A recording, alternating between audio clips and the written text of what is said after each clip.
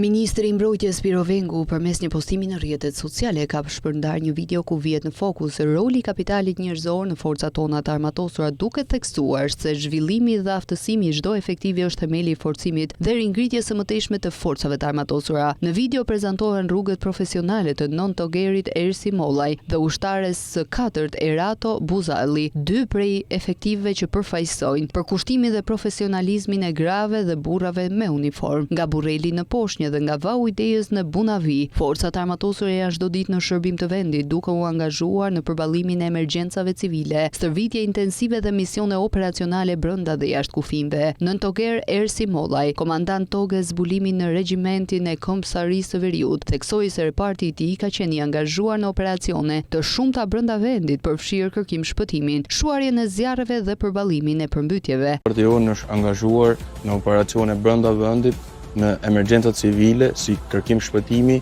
shuarje zjarri dhe në rast përmbytjesh. Në rast operacioneve brenda vendit, reparti jonë atashohet dhe në operacione jashtë vendit, si në misione paqarruese në Kosovë, Bullgari dhe së fundmi në Bosnjë.